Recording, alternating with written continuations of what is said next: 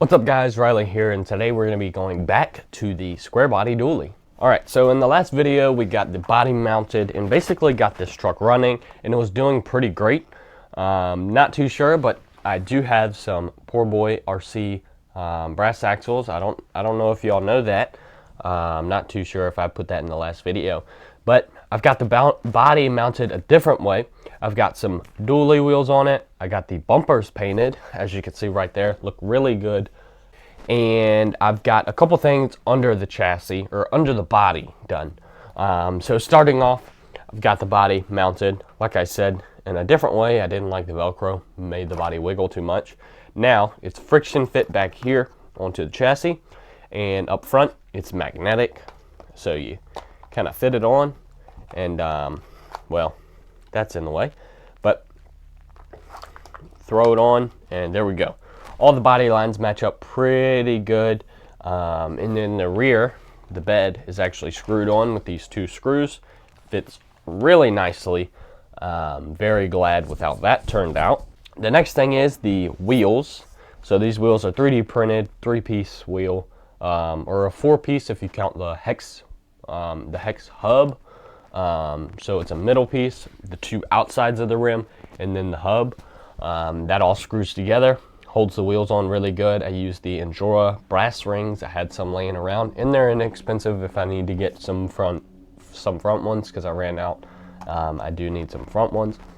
The front ones did get a little bit of an elephant's foot, and 3D printing, that's where the 3D printer is too low, and it kind of compacts the bottom layers, and it gets like a little foot on it.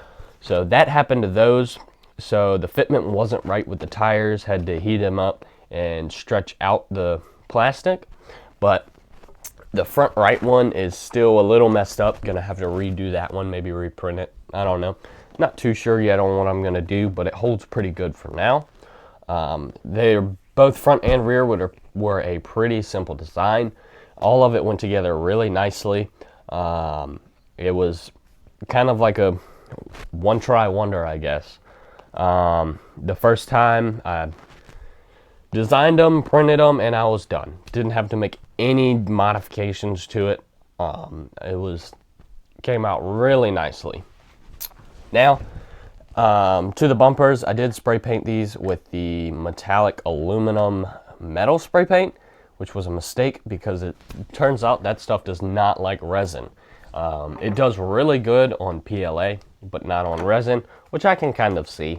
There's not much for it to actually grab onto, so it sticks.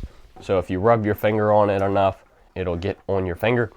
Getting into the body, we now have the Mofo RC Torque Beast and the V2 electronics running Mod 5 gear. That came out of my Crawler C10 because I just turned that into a torpedo system from Fury Tech. Definitely recommend it. Check out the video. But yeah, this motor makes it so much faster and has plenty of torque. Before I had the Endura 66 turn, has plenty of torque but not much speed, and that was the problem. So this Torque Beast definitely made a big difference. The next thing is the chassis extension itself. I reprinted that. This is the old one.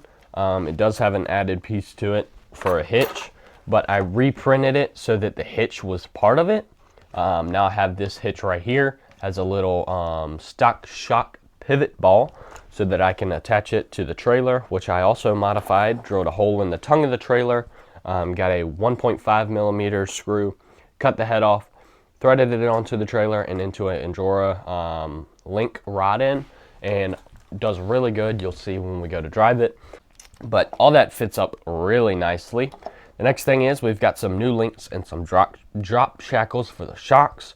The links are pretty nice. They came out really good, make the truck look way better. They are a little thin on the bottom ladder bar links. I can wiggle them pretty easily. I could probably make them thicker, but just for looks I didn't. The top links are a lot thicker, mostly because they don't have all the slots in it. And I'm not pushing too much power in this truck anyways, so I don't think I'm gonna have to worry about it. The next thing is the drop shackles for the shocks. It's kind of like a little L shape. I have a hole here and a hole at the bottom. It mounts on the axle right here, and the shock mounts here. It lets the shock sit about an axle length lower. Those came out like perfect. It gave me the perfect ride height, and if you remember in the last video, I had a lot of rake. It was really sitting like that. So got those printed, changed the ride height, and everything is looking very good. Got a few more things I gotta do with the body, clean it up a little bit, but that may be in the next video. We're gonna go ahead, in the next video we'll paint it, and maybe do a couple more upgrades to it. Not too sure yet, but yeah, let's go ahead, get this outside, take it for a drive, and see how it does.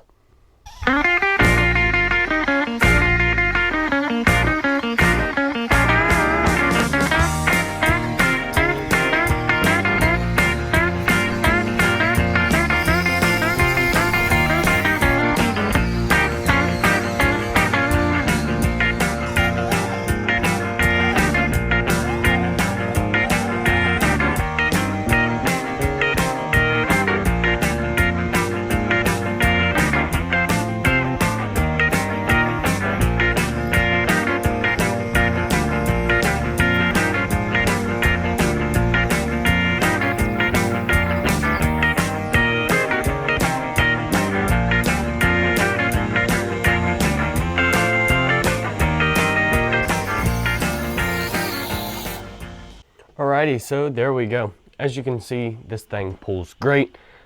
Still brushed, doesn't have an abnormal amount of torque. Would love to go brushless in it, along with a lot of other things. But so far, this thing has been doing really good. It pulls really great. As you can see, I had the camera on the trailer. It's kind of bumpy with the camera, but if you really pay attention to it when driving, with the truck on the with the truck on the trailer, it actually does pretty good. Pretty smooth ride with it. But yeah, so far so good. I'm really liking this truck. Can't wait to keep going with this. Kind of see where it takes us next with the paint. Hopefully it looks really good after we paint it and such. But yeah, thank you guys for watching. Like, subscribe, hit the notification bell for more updates on this and soon to be the FMS, and I'll see you guys in the next video.